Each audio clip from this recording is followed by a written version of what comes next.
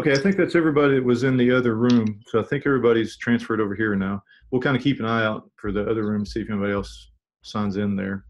Sorry for the switch, but that other link didn't allow us to record, so we had to create a new instance that would allow us to record. So that's why we had to do this juggling. Sorry about that. So how's everybody today? Welcome back to the webinar series. All right. Good. All right. Good. Excellent. So as before, I'll go ahead and get started today. On the agenda today was, now we're working our way into the Unix and the VI text editor, so that was on the agenda for today. We'll get started on that and we'll go through that. Again, if you have any questions as we go through, feel free to ask and we'll just stop and answering questions as they come up. Has everybody been able to get an account on the ACF now? Let me ask that before we get too far away. Yes. All good? Okay, good. If you do have any troubles, of course, let us know. You can send us a ticket, or we can wait around after the end of this webinar to help out anybody who's having trouble. Again, to send in a ticket is just help@nix.utk.edu. So today's talk is on Unix and Linux, and also on the VI text editor. So we'll start talking about Unix to start with. So Unix is, of course, the operating system. It was developed back in the 70s at AT&T and Bell Labs. Now, back in the day, they had these large mainframe computers, and basically you could only have one single user running on that computer at one time. So it was really a waste of resources to have such a big, expensive resource that only one user could use at a time. So it was kind of innovative in the day to have an operating system allowed to have multi-users on the system. Nowadays, that's no big deal. That's how all systems work now. But way back in the 60s and 70s, it's nearly unheard of to have multiple users using the same computer at the same time. Even our laptops today would allow multiple users to log into them and run them simultaneously. So it was revolutionary in the day, and now we just kind of take it for granted that multiple users can be using the same computer at the same time. So it's weird to see things that we just take for granted today used to be a huge deal, and that was one of the big advantages of Unix, was that you had this multiple user capability. In modern times, Unix has come to mean any Unix-like operating system. So anything that's like Unix, Linux, even like Android that's on your cell phones, any of those kind of operating systems that are Unix-like, you often hear them called Unix. Linux has really become the standard you hear most often now, but the roots all come from the Unix operating system. There was a researcher by the name of Andrew Tannenbaum. For one of his classes he was teaching, he created an operating system called Minix, and it was basically a copy of the Unix that existed at the time, and he was doing that for one of his systems classes that he was teaching. He did Minix just as for basically a demonstration on operating systems in his operating systems class. Later on, not too far after that, based on the work that Andrew Tannenbaum had done, Linus Torvalds came along and he created a Unix-like kernel. And a kernel is basically just the core of the operating system, the bare minimum it takes to run a keyboard, run a monitor, accept input from a mouse, that kind of stuff. He named it after himself, and it became known as Linux. So technically, Linux is just the kernel. So it's just the core of the operating system. All the utilities and stuff that sit on top of it aren't technically Linux. So Linux really just discusses the core or the kernel of that particular operating system. The one thing I've always found kind of interesting about the whole argument was there was always this big debate over how Bill Gates stole his idea for DOS from other folks and made a fortune out of it. And then, they've always kind of held Linus Torvalds up as kind of the hero of the free and open source environment. But really, he modeled a lot of what he did off of what Andrew Tannenbaum did. So it's been, everybody seems to build on the shoulders of giants that came before them, and I think that's just kind of throughout history, and this is just another example of that I've always found kind of interesting.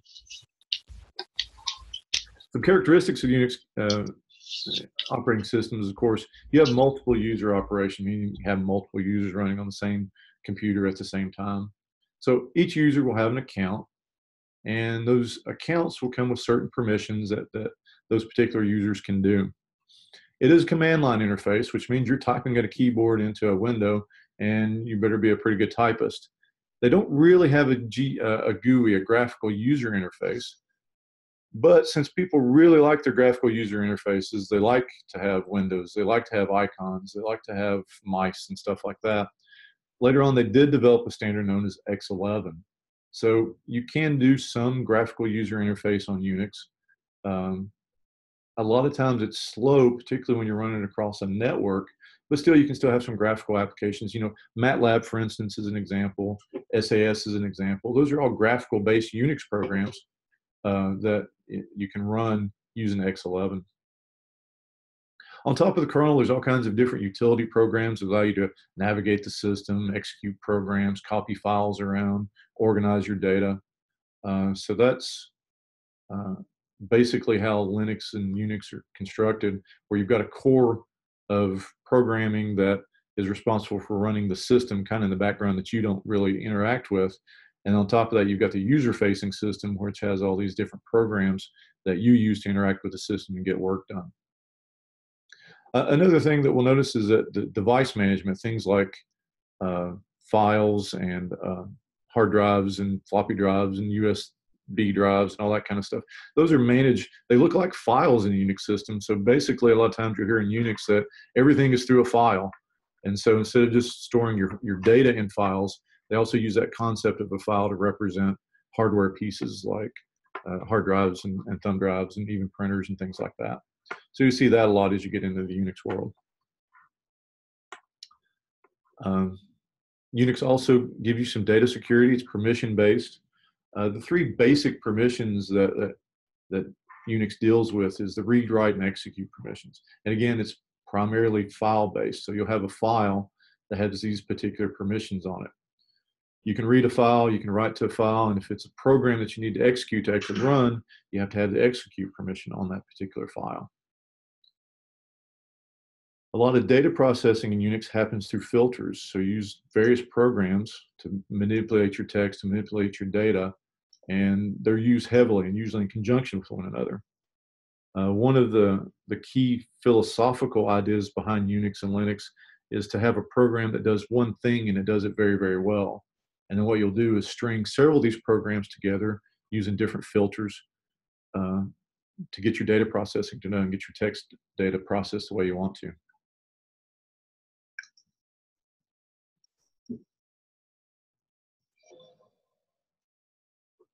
All right, so for accounts in Unix, all users will have a distinct account name. So everybody who's got an account now has an account name on the system. Like it could be Bob, it could be Mary, it could be Super Dude, it could be whatever. Primarily in the ACF, most usernames are the net ID of that particular individual. Now, some folks who had accounts on the ACF long before ACF became the ACF may have a different username than their net ID. And sometimes we'll have to do a mapping of their old username that they used to have with us with their net ID to make it all work. And we take care of all that in the background. All right. So all accounts have some sort of authentication method. In Unix, primarily that means passwords. But as security has become more and more important throughout the time, we've moved further and further away just from using passwords, because passwords are fairly easy to hack and break into people's accounts. So we use multi-factor authentication with the ACF, primarily using the Duo app that everybody has on their phones or on their mobile devices. If you are happen to use passwords anywhere, you know, this is now kind of widely known that you shouldn't use common things like your name or your birthday. Still, though, the most common password in the world today is still password. So, or some people use God will be the other password they like to use a lot.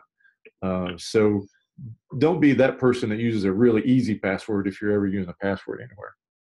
This brings up the difference between authentication and then authorization. Authentication is basically proving who you are to the system. So when you're proving who you are to the ACF, you're using that through both your username and through your Duo app.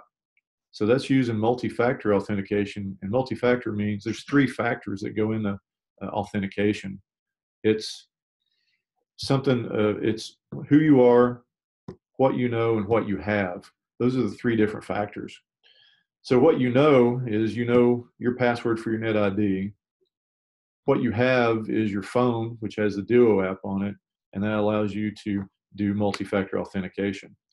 If we're to take it a step further to say who you are, that's when you get into biometrics. So if we required you to have a password and your thumbprint or eye scan, then we're doing all three factors to get you authenticated. And in some situations that's necessary, but at the level we are right now, all we need is the two factors. Something you know, which is your password, and something you have, which would be your cell phone, proven by the fact that it gives you that duo push. So that's how we do authentication. Authorization is what access do you have, and what can you do. So on our systems, if you're a user on our system, you can authorize into it. That means you can navigate around the file systems. You can look in your home directory. You can look in your Scratch directory. You can also look in any directories that happen to be in your group if you've gotten group permission on any of those files. You're given access to most of the software that we have on the system. If you have special software that maybe only your group has access to, you would be authorized to use that software where other people might not be. All accounts have a default home directory, so when you log in, you'll be put into your home directory. And we'll talk about file systems and directories here in just a little bit. Most accounts have configuration files. You can do some individual configuration on your own account. For instance, most people are using the bash interpreter, which is the command line interpreter that you type commands into.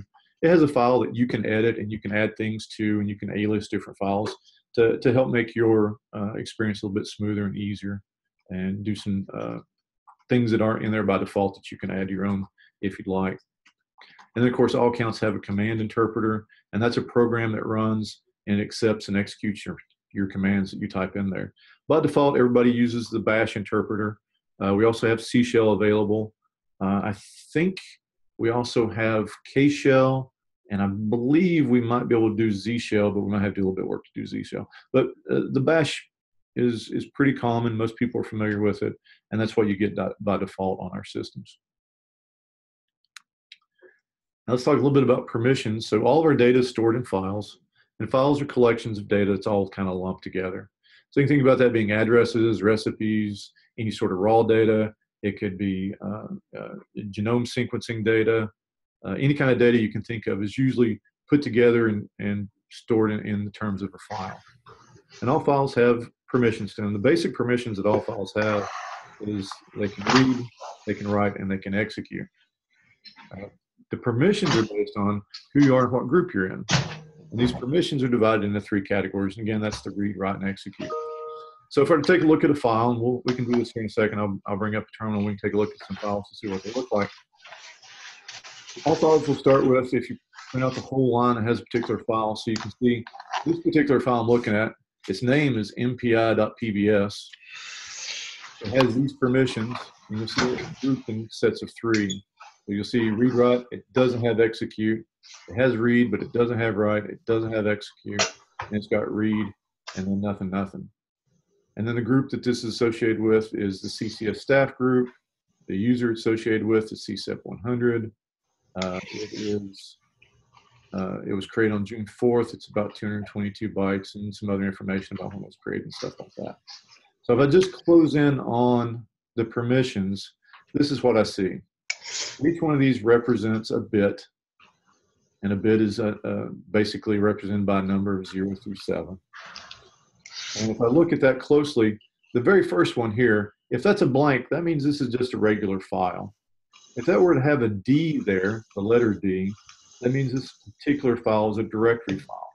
And a directory file just lists other files in a particular directory. So you can think about a directory being like a file cabinet. The next three slots are for the owner. So whoever owns this file, in this case, a user by the name of CCEP 100 owns this file. And these first three will say what that user can do to this file. So that means this user can read that file, they can write that file. And the next one is the execute. And if that was turned on, that means they could execute the file, meaning it is a file that is a program that needs to run. But since it's just got a blank there, that means it can't be executed. So it's probably just some data file that you don't really run as a program. It's just a data file that contains some kind of data. The next three digits, again, this is for the group that this user is associated with. So this user is associated with a group known as CCS staff. So anybody who is in that group, CCS staff, can read this file. They can't write to it, but they can read it, and they can't execute it. The next three digits are for what everybody else that's on the system. Everybody else that has an account on that system, this is their permissions. So everybody else in the world who is not the user and who is not in the user's group can read this file, but they can't write to it and they can't execute it. And so every file will have these permissions. The first three are the owner's permissions. The next three are the group's permissions. And the next three is everybody else in the world, also known as world permissions. Does anybody have any questions on permissions? Because these are fairly important, particularly when it comes to sharing data and who you're sharing data with. Some people you want to share data with and others you won't. So you want to make sure you understand how the permissions work. Is it possible to add multiple groups with different access levels? In Unix by default, no, there's not. There is a primary group that you're associated with, and there are other multiple groups that you can be associated with, but usually when it comes down to file permissions, it really is based on that one group. So file can only be associated really with the one group. Thank you. Yep, you're welcome. Right now, I think I understand what you're saying. If Okay. I would have a question about that, how are these referred to as a permissions, or how would I refer to this part? Because it's not part of the file name, but it's what? It is metadata with the file. Okay, metadata with the file. Yeah, okay. so let me, I'm going to switch over to terminal real quick, and I'll just look at some files that we have here. So I'm just going to quickly look in my home directory here. So I am currently in my home directory, and pwd is a command that'll tell you what directory you're currently in. If I do an ls, that'll list all the files that are in my directory, and I've got a lot of files in this directory. But it doesn't really show me any of the extra data. It just shows me the file name when I do an ls. So in Unix, you can always, usually for most commands, you can add some options.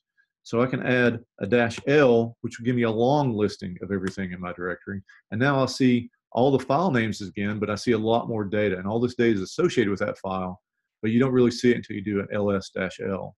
So if I were to pick a particular file, so let me pick on this program here called test.r, I can see that it has read, write, and execute, which means I can read it, I can write it, and I can execute it. I can run it as a program.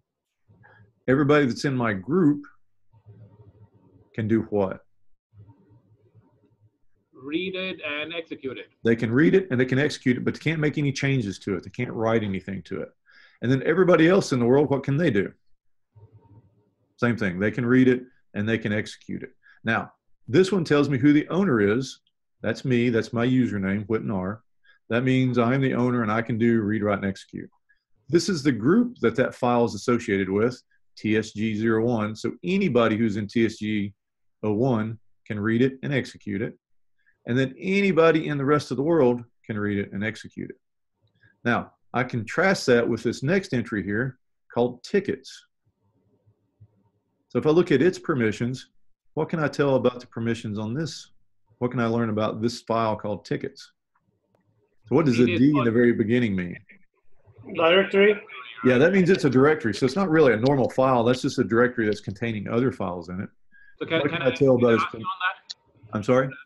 I've heard that people refer to that Unix doesn't have a folder structure, and that is what it means, right? It's like another file, but I can identify them by a D.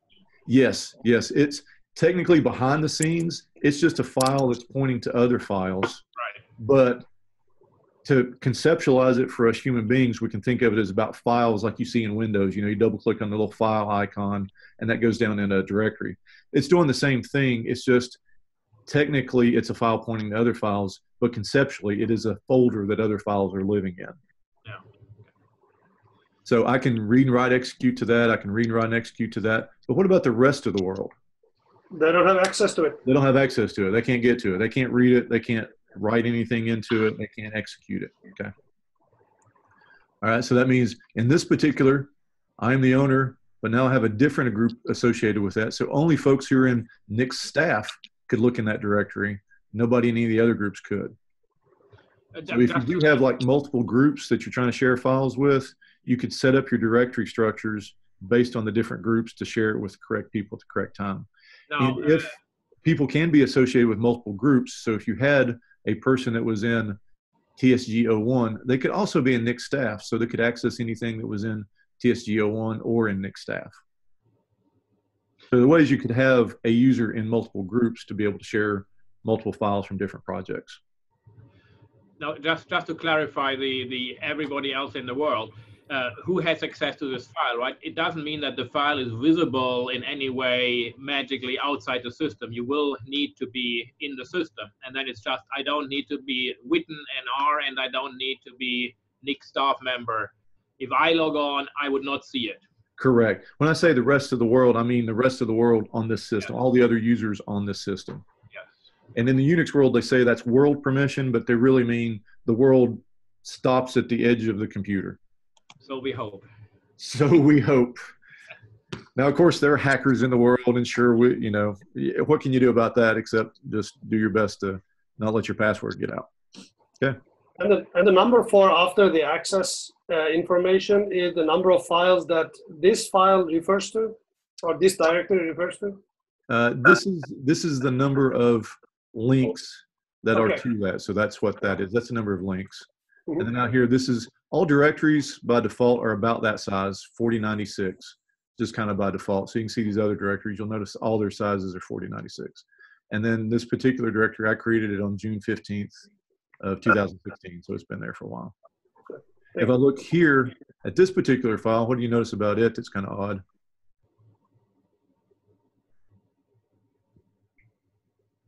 No size. Yeah, it's got no size. That's just an empty file. So it's basically just a file name with no data in it whatsoever. If I look at the file right down below it, though, I see it's got about, 99,000 bytes in that. So these are numbers of bytes. And the directories, they would have all about the same size because they are essentially all containing a list to which other files they point to, but no. Correct. You can think of it as when you create a brand new directory, it's just a blank menu of other files that's 4,000 bytes long. And as you start to populate that, there would be a number of files you could put in a subdirectory, but it's several billion, so it's really nothing to concern yourself with. But eventually, you could have enough entries in there where it would overlap and you get an error saying you can't put any more files in this directory. But there's nobody I've ever heard of that creates that many files in a subdirectory. Now, that wasn't a challenge, by the way. Yeah, don't feel like you have to do that or try to do that. You can always try.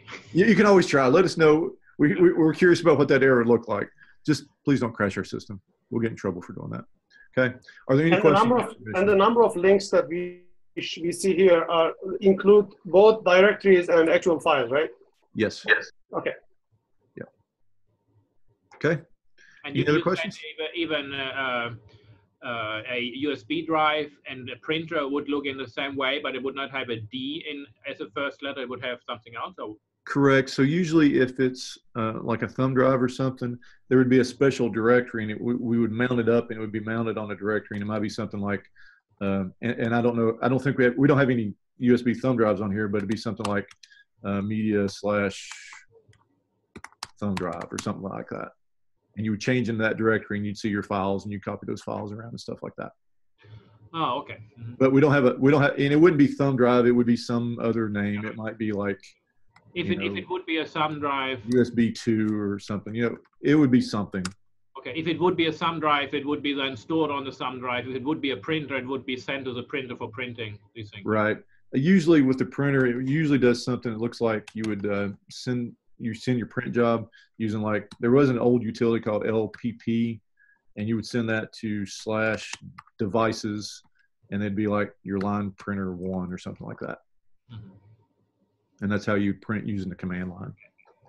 Or in some cases, you just copy the file to the particular device. Depending on how that device was set up, you might be able to do, copy my work.doc to /dev/LP1. It depends on how your system is set up, and that's how you would do stuff to print. Now, of course, ACF doesn't have a whole bank of printers hooked up to it, so none of this would work on the ACF. But if you're running off your own Linux system, depending on how your devices get set up for your printer, that's how you would do it. And it would be really dependent on what particular distribution of Linux or Unix you use, and to figure out what devices are a printer or not. The way I recall some of these is like my first MS-DOS computer had a similar approach, but it's just because he was also inspired by the Unix system. Right, exactly. So, Unix, DOS is kind of a copy of Unix, and Unix is got a lot of those features. You see a lot of those features when you go to the DOS world. When you go into the DOS world, you know, the only real difference is they like to use a backslash instead of the front slash. Yes. That's one of the ways they made it more distinct from the rest of the Unix, right? That way they could say we didn't really copy that exactly. We just, you know, did our own thing. Okay, any questions on permissions? No, good. Very good.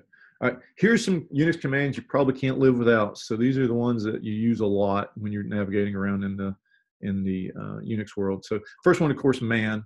Man gives you directions on stuff. So if there's a command you want to learn more about, the man command, you just use man and then whatever command you want to learn about. So, you know, we looked at ls just a second ago.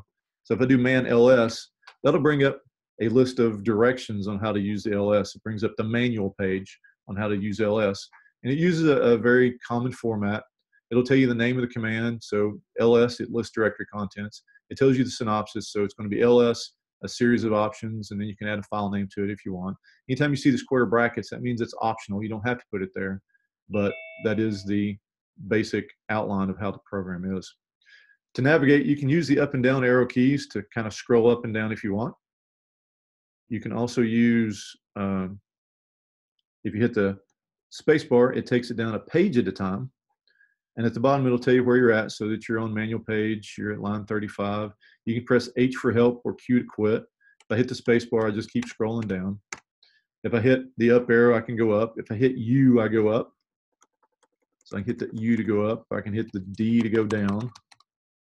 And I can sort through all the different options. And there are tons of options.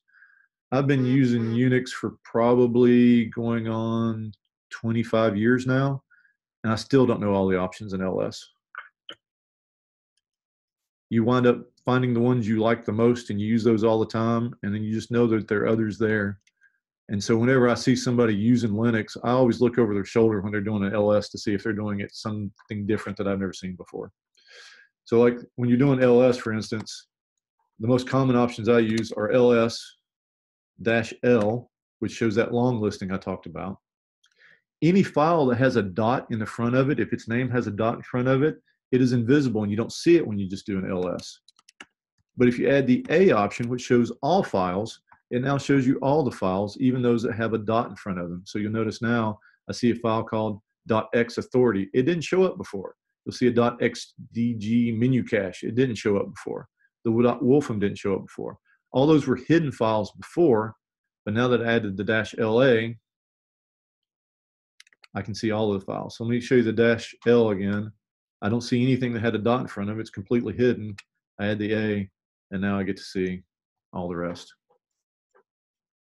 The other one that I've found to use with it, -LA, and then add T for timing, and then in reverse, that'll show you a reverse listing of your files in the order that you created them.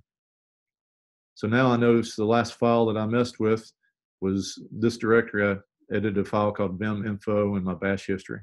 So this gives me a reverse order of the date that I last accessed a particular file. So if I forgot what file I was working on, I can use that command. All right, that's man. Man is good for finding any kind of information about any of these commands. The next command you want to know about is pwd. pwd tells you what your current directory is. It says print your working directory. So I'm currently in a directory known as Nix, C, home, whitnar. So whitnar is a subdirectory underneath home, which is a subdirectory underneath C, which is a subdirectory under Nix, which is a subdirectory underneath the root directory, which is the beginning of the tree of all my directories. Okay. If your screen starts to get very crowded, you can type clear, and that clears your screen back out. CD, this is to change the current working directory. So CD is an important command because you're changing directories back and forth all the time. You want to become familiar with the CD command. So if I do CD, for instance, if I want to go into my scratch space, I would want to go to Luster, I'd want to go to Haven, I'd want to go to user, and I want to go to my username, and that's where my scratch directory is. Now I can't type that fast, but Unix lets you do tab completion, which means if you start to type the first couple of characters of a particular command or directory and hit tab, it'll auto-complete it for you. And when I hit enter, it now takes me to that directory. I don't really know that unless I type pwd to confirm that I'm in fact now in my Luster Haven user whitnar directory. If I type ls there, I'll see all the files that I have in that particular directory, assuming, there we go. So there's all the files and directories I currently have in my scratch space. I can use CD just by itself and nothing else and just hit enter. And what that does, it automatically takes me back to my home directory. So if you ever kind of get lost in where you are, you just type CD and that'll take you into whatever your wherever your home directory is. CD just takes you straight back to your home directory. If I have any directories in my home directory I want to change to, so for instance, if I've got, let's see, I know I've got a directory called Intel here. So I could just CD in the Intel if I wanted to. And now what I'm using is I'm using what's known as a relative path name. Since I'm in my home directory, that means I can see all the subdirectories below me, and I can just do CD in the name of that subdirectory to get me there. All right. And now if I do PWD, it's going to show me that I am in Intel. Now there's a couple ways I can get to my home directory, back to where I started. I can type CD, which would take me straight back. I could also type in the entire absolute path. So I could type in Nix, I could type in C, I could type in home, and I could type in WITNR, and that would take me all the way back to my home directory. But that's a lot of typing. Another way you can do it is in every single directory, you're going to notice that there are two special directories. So these first two here, you'll see a dot and a dot dot. So those are directories. I can see that because they have a D in front of them.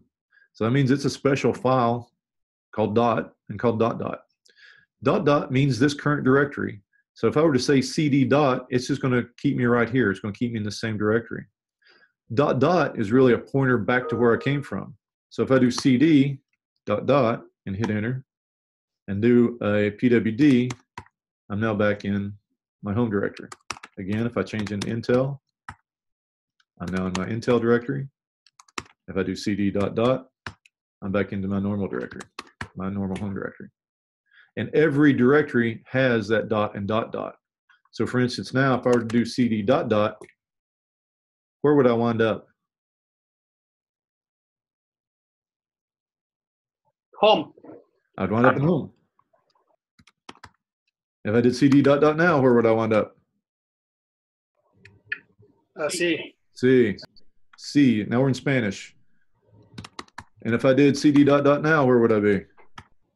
I'd be in Nix.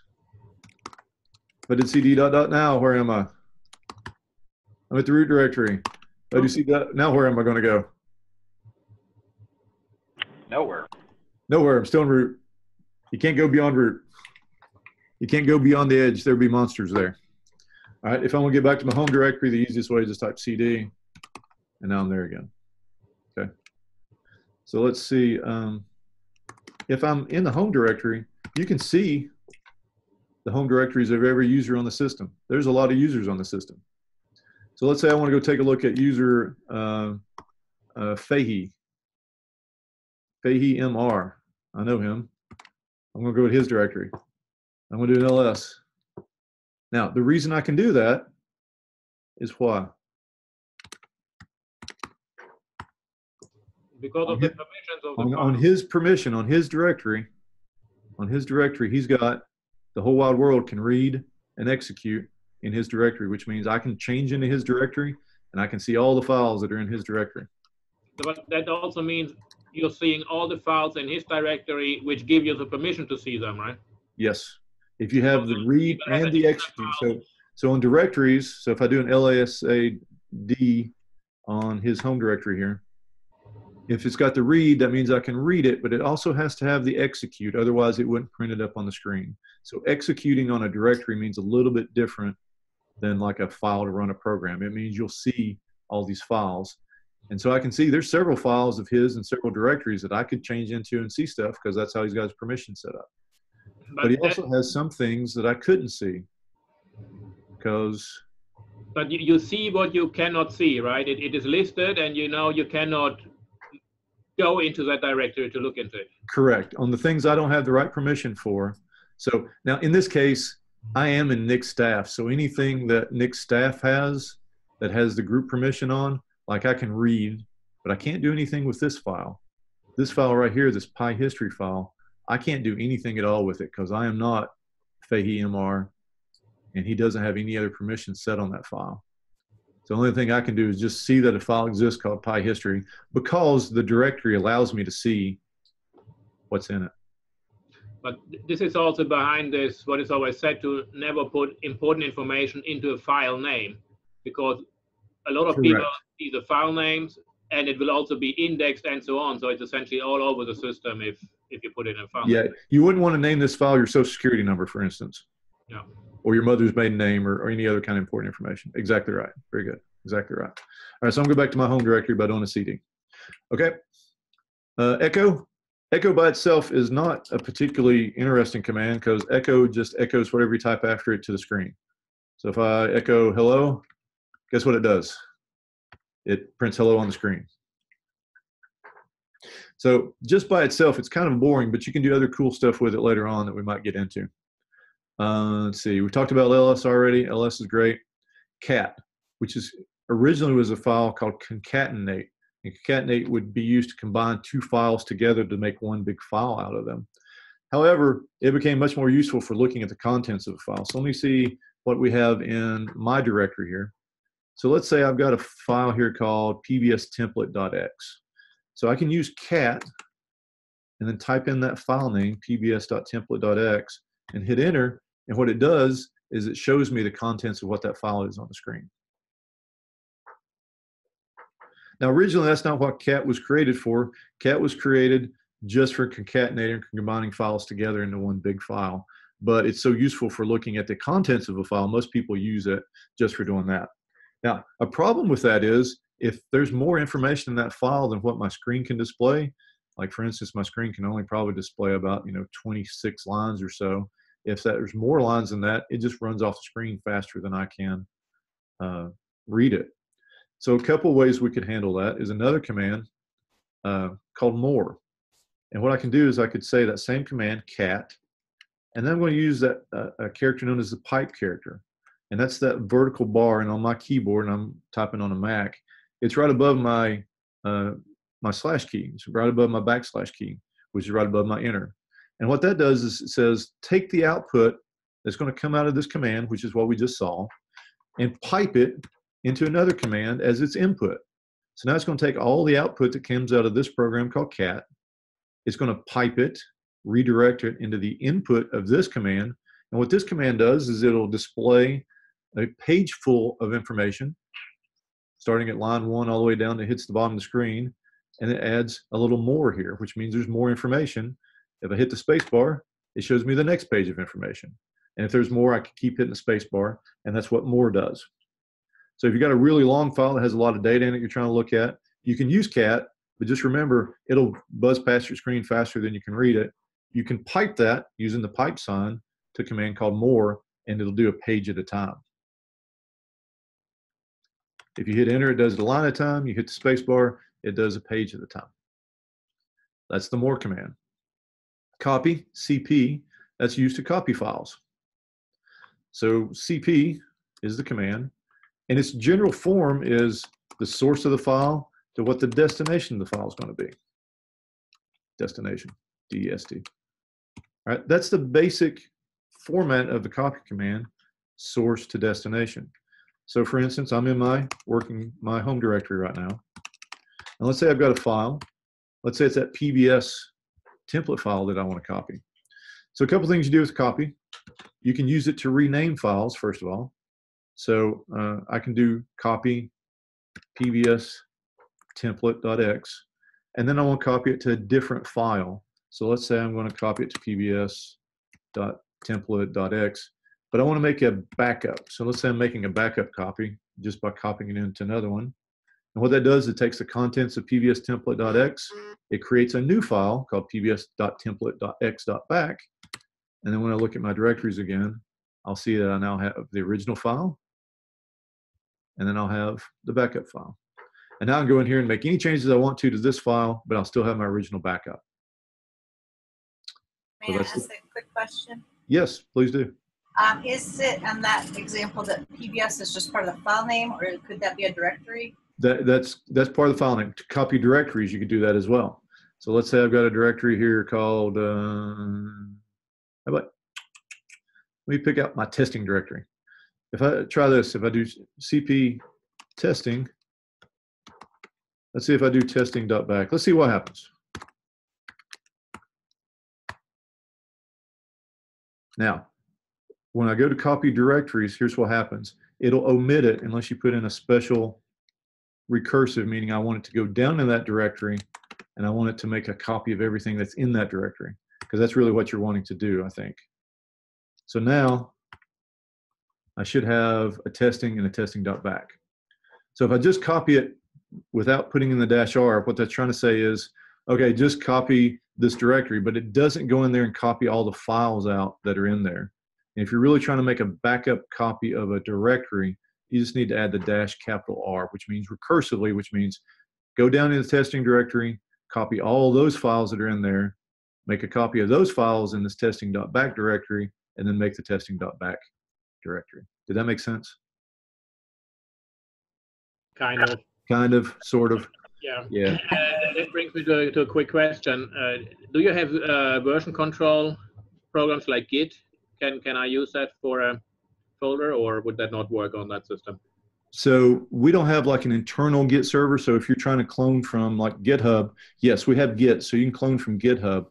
We also have Subversion, but I don't think all users have access to Subversion. So we do have some versioning systems, but the best thing would be probably if you got some code on GitHub, just clone it in your home directory and then just use GitHub back and forth. We don't have an internal Git server to. Okay, so I cannot just say init Git or something like that and get all that functionality. Correct. Go through GitHub. Yeah, it'd be Git. We have access to GitHub, but we don't have an internal Git server that gives you the access to the repositories. If a group has some need, we do have Subversion. We could set up a repository in Subversion for them, but that's kind of on a case-by-case basis. Okay. How do we copy a file from one directory to another directory? Okay, well, let's look at that then. So let's take a look at now. Let me do my PBS again. Now, let's say I want to put this in my Scratch directory. So then what I do is in front of that file name, I'm going to tell it, I want to make a copy of this in my Luster, Haven, user, and in my username directory. Now, at this point, I could give it a different name if I want to. I could say, I'm going to call it pbs.template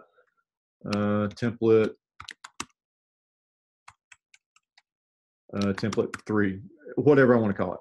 And that would work just fine. If I want, I can just leave that part out if I want to. If I want to keep it the same name, I can just put the directory I want to copy it to. And that does, now it's created a file called pbs.template in that directory.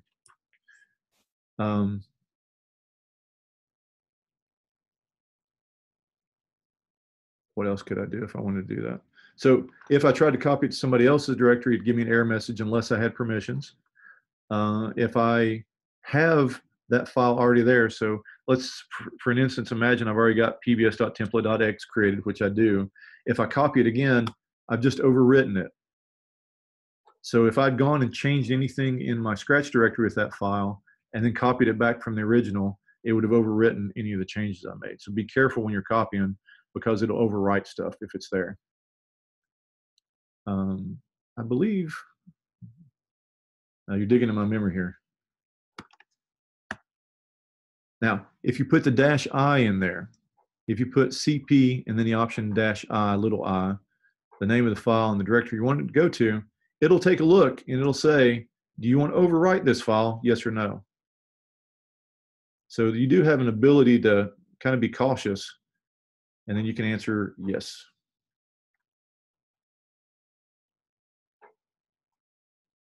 Thank you. Sure. You can also reverse that. So if I knew, for instance, that in my Scratch space, let's see if I've got, so I'm going to copy from my Scratch space, Luster Haven, user.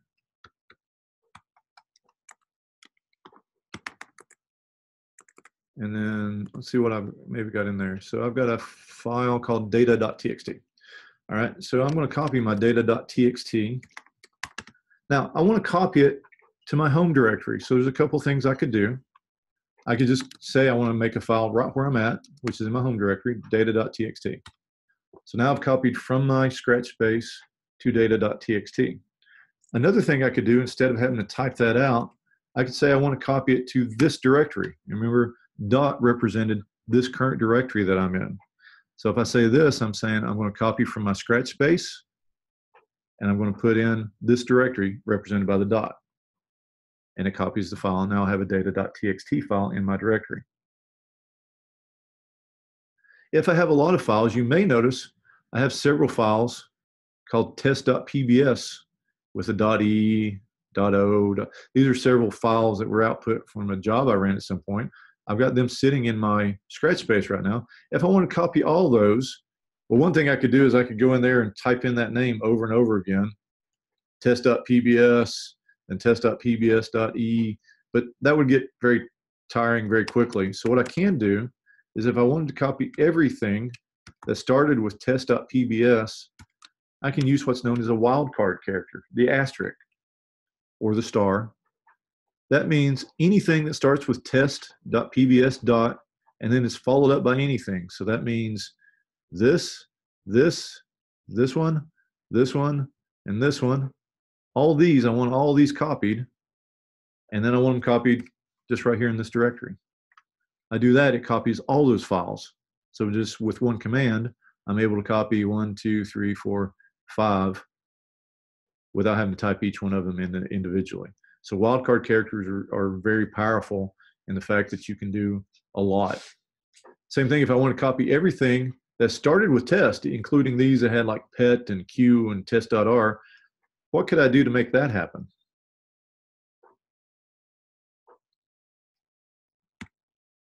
I put a test dot. Now that's going to copy everything that starts with test, T-E-S-T. And it's going to put it, if I put the dot, it's going to put it in my home directory.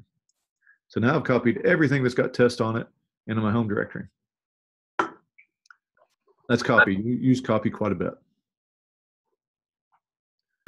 Is it possible to have a search for test.pbs in different folders under a given directory and copy it to your directory?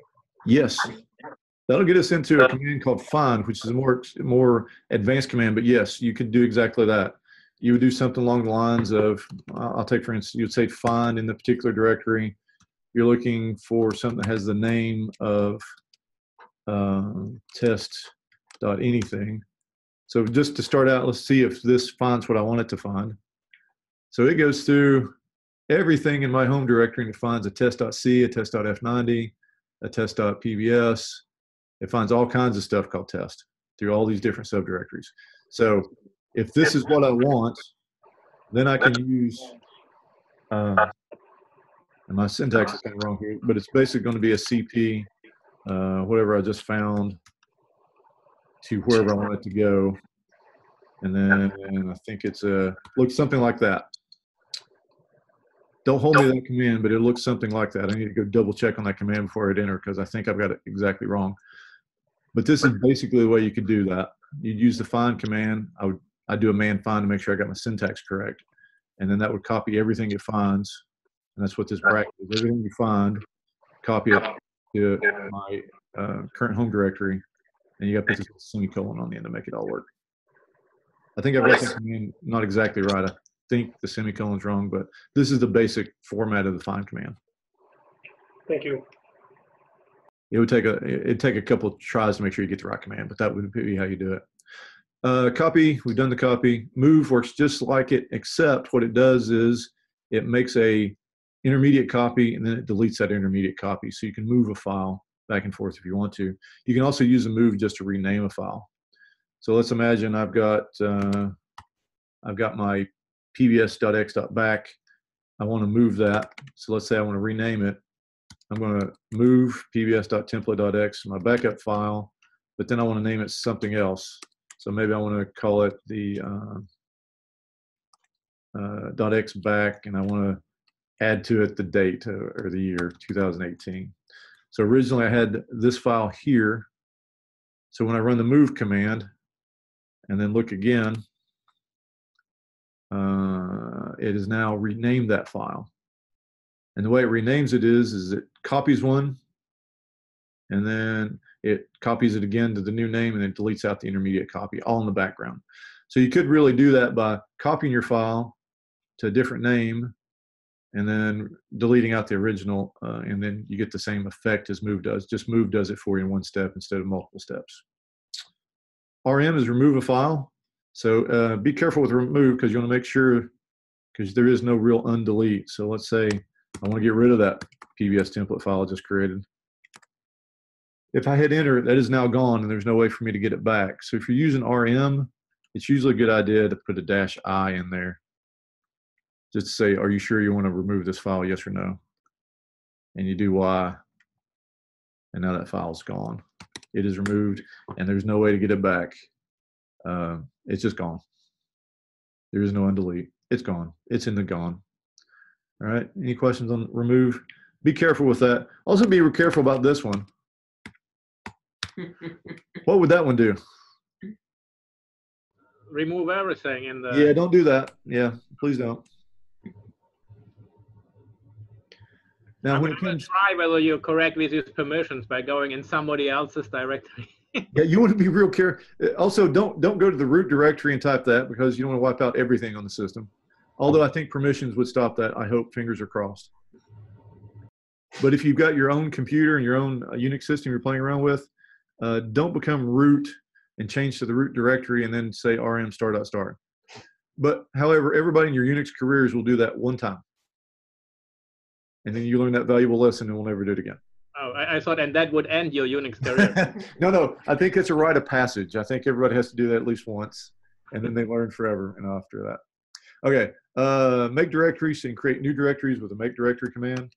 So if I want to make a directory and I can name it anything, make directory, let's say, I'm going to make a directory called science, because I'm put all my science there. So now I have a directory called science. And if I look for science, it's somewhere on here. There's science right now. If I want to change in that directory, I can change into science. And now it's Nick C, Home, Whitten, Science. If I look in that, I don't see anything. If I do the list long and show everything, it does show me that I do have those two special directories called dot and dot dot. And what did dot dot do again? It's a pointer to the directory right above me in the hierarchical tree. So now I'm back in my home directory. To remove a directory. Sorry, you can combine them. Yeah, I can say dot dot slash dot dot. Yeah, you could absolutely do that. Yeah, you could. I can walk up in the hierarchy. You could do dot dot slash, which would take you back to home. You do another dot dot, which would take you back to C. You can do another dot dot, which would take you back to Nix. And you do another dot dot, and that take you back to the root directory all the way. Yes, you can absolutely combine them just like that. Yes, you absolutely can. You can also change in the science directory if you wanted to by taking the long way, by saying Nix, C, home, Whitnar, and then science. That's the long way to get there using the absolute path. And if you like to type, go for it. If you're like me and you take as many shortcuts as you can, I just type cd science from that directory to get me there, and then cd dot doc to get me back. In fact, I don't even like using cd dot doc because that's too many things to type, so I'll just do cd to get me back to my home directory. When they wrote Unix, it was for lazy people. To remove a directory, the directory has to be empty before it can be removed. So if I want to remove science, I can say rmdir, remove a directory, and I want to remove science. Oops. So now science no longer exists. It's now gone. And again, I can't get it back. All right. Let's for a moment, though, do this. I'm going to make that science directory again. I'm going to cd into that directory called science. And I'm just going to create a file real quick by using a command called touch. And I'm going to touch, and I'm going to say biology. When I do that, it's going to create a file called biology. If I look at biology, there's nothing in it. It's just a file called biology. Nothing in it right now at all. So if I go back to my directory, and if I try and do an rm dir of science, it's going to give me an error. It says failed to remove science, directory is not empty. All right. That means I'd have to go in there and I have to remove biology and any other files that are in there before I can do it. Or you can use a shortcut with the rm command, the remove command. You can say rm minus F for force. I'm going to force it recursively, and then the name of that directory. So I'm going to remove, and I'm going to force this to be recursive, which means I'm going to dive down in that science subdirectory, delete all the files that are in it, and then remove the science directory. And now it's gone.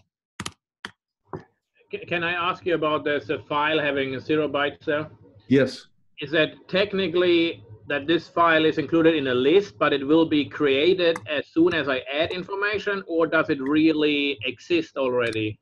So the file name exists. So the entry in the menu of the directory exists. That file name is there, but there's nothing inside of that file. There's no files inside of it. Yeah, but because even an empty file takes space physically, right, on a storage. So it takes a little bit of that space that is in that directory listing.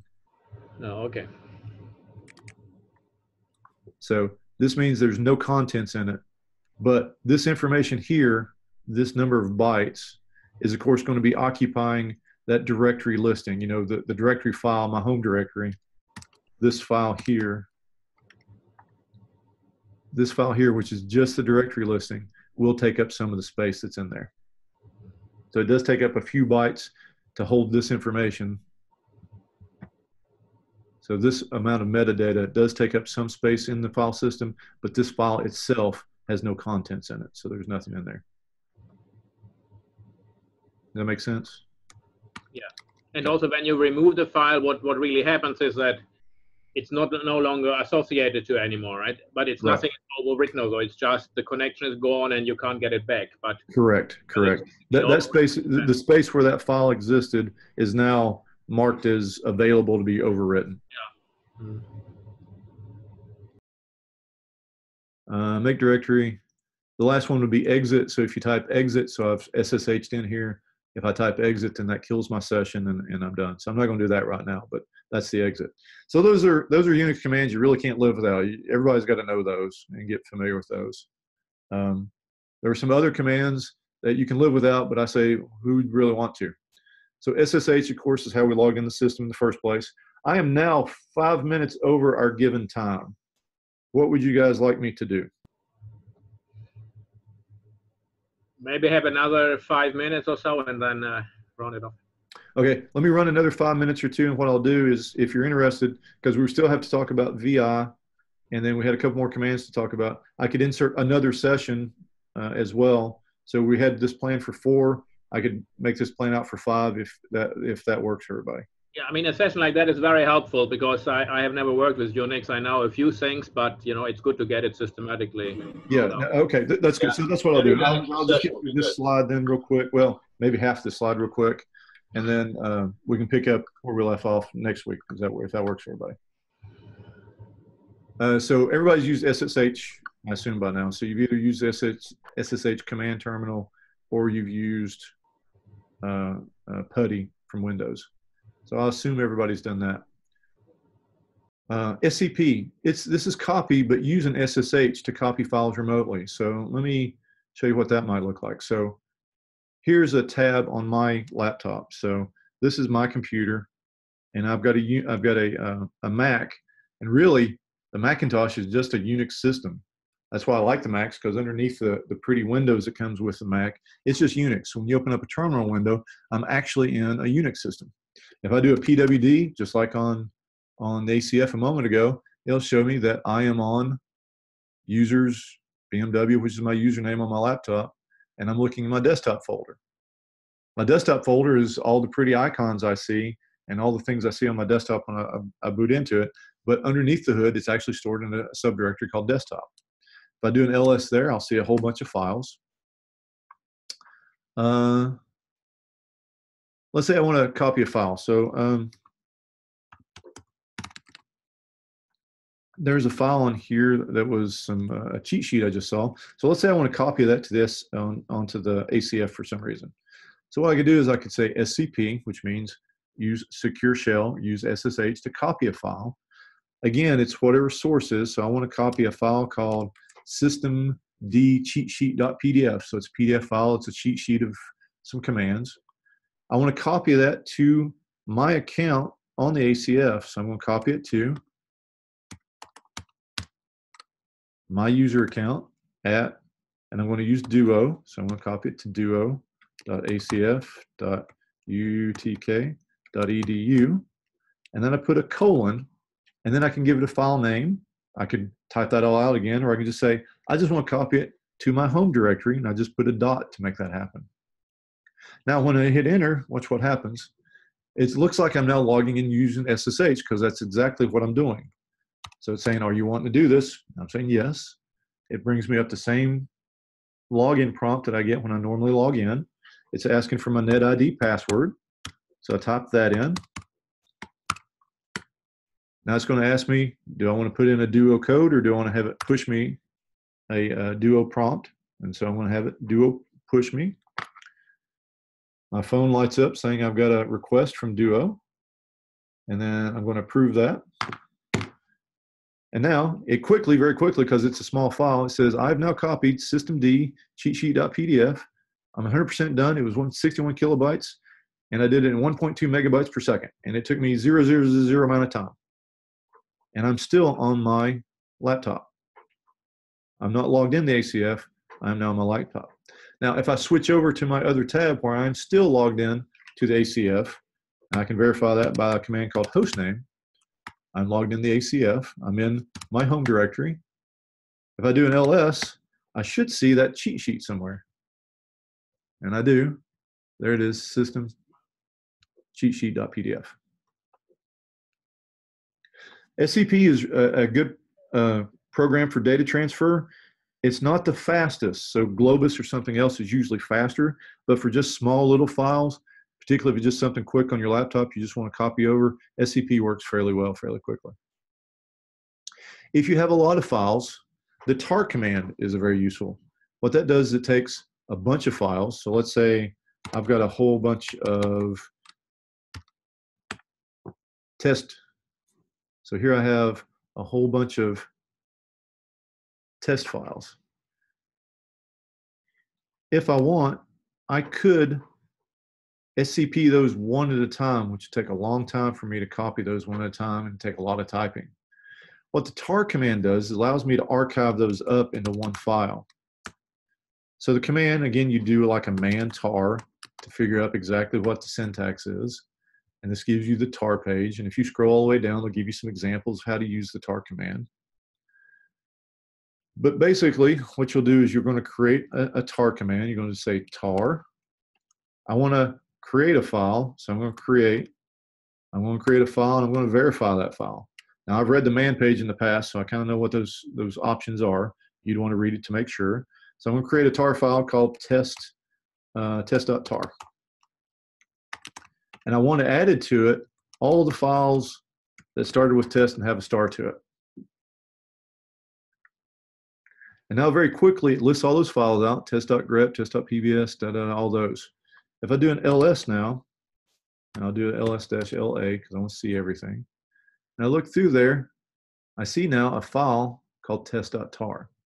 Its contents are all the files that started with test. So anything that started with test, test.grep, test.pbs, test.pbs.eee, all those are now contained within the tar file. So now if I just scp test.tar, that gets all those files in one shot. Is that what it's referred to as a tar ball by some? A lot of times you'll hear them called tar balls, yes. Okay. Yep. So like a zipped file, and which I can send around. This Yes. is a tar. Yes. So tar files are larger than the others combined. Why is that? Yeah, it's a little bit larger, not a lot, but a little bit. It is a little bit larger just because it takes a little bit of overhead to list all the files that are in there. But if these were bigger files, you wouldn't notice that much of a difference. But just since these are small files, you'll see there's several 0-byte files in there. It does wind up being a little bit larger. Now, it is not compressed. A zip file is compressed. So really, if you wanted the equivalent of a zip file, you'd want to use another program called gzip and then do test.tar. And then that should give you, I'll do that again. So now what I did was I ran gzip, and before it was like 12,000 bytes. Now I've zipped it up. And a lot of times you'll see like a program name .tar.gz, and they usually call that the tarball. Anything that's a tar is a tarball, but this is a gzipped or a zipped up tarball. So you notice it is now smaller than what it was before. It was like 12,000 something, now it's 800 and something. So that's what tar is good for. And a lot of times when you download a program for a Unix or Linux system, it will come in this zipped up format. And to unzip it, you can unzip and then the name of the, whatever it was, test.tar.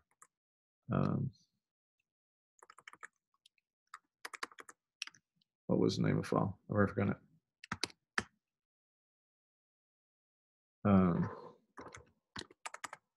gunzip test.tar.gz. Now when I do that, what it gives me is my test.tar back.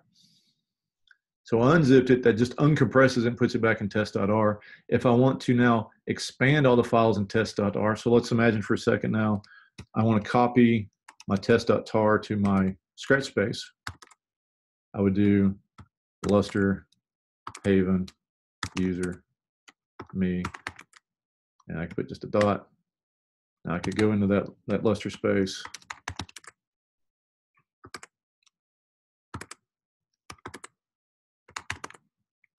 And now I should see that tar file should be there in a moment, in a moment, in a moment.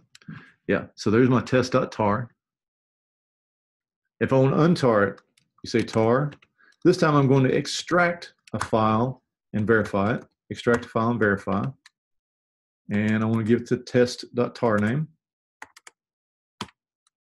And now it expands and it creates all those files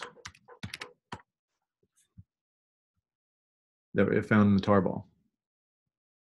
And the tarball still exists, so it's still there.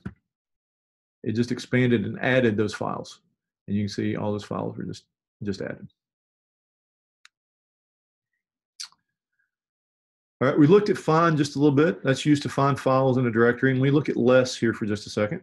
So less, cat, we didn't really like cat a lot because it shoots stuff across the page so fast you can't really see it.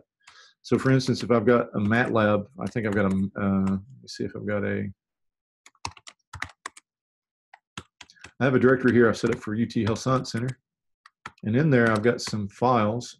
So I've got a MATLAB crash file. So if I were to cat that MATLAB file just to see what happened in that particular run, I'll notice that it goes by very fast. And I can't make a lot of sense out of it. So what I can use is I can use a command called less, L-E-S-S, and I can look at that same file. And now, kind of like more, it stops after the first page. I can use the arrow keys to look down the file. I can use arrow keys to go back up the file. I can use down to look down a page at a time in the file. I can use U to look up a page at a time in the file. And I can just go back and forth looking at this file using the less command. When I'm tired of looking at it, I hit Q and I'm done. So less is a very powerful command just for looking through files.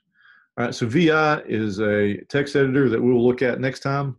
I am now 20 minutes past our given time. Yeah, So, I have to leave. in that case, I think we'll call it quits for today. I'll add yet another session to continue where we are. Next week, we'll go through the rest of these commands, and we'll hit into VI. And we'll go through VI, and it's a powerful command. It'll probably take us a good 30 or 45 minutes to get through the basics of it. It'll be a good session, and we'll just extend this out and just insert another session next week. Right. We will be sending out another calendar invite with an updated link so that we can get to the right session and be able to record it and all that. Anybody have any questions? No, we're good. We're all good. Thanks for attending, everyone. We will see you next week, same time. We'll send out a different calendar invite, so look for that. Have any problems between now and then, help@nix.utk.edu. Everybody have a fantastic weekend. You too. I just want to emphasize, this is really, really helpful for me. So I really appreciate that you walk us through this. Oh, absolutely. My pleasure. I feel like I'm rushing through it a little bit. We could slow down however you guys want to. We can expand and do more sessions. Oh, this is good. Different areas or whatever you like. I have a question. Sure. Where are you going to put the recording? Somewhere. I will probably try and find a link somewhere on the website. So my goal for next week will be to find a place to stick these and let everybody know. Okay. All right. Thank you. Yeah, sure. Thank you guys. Anything else?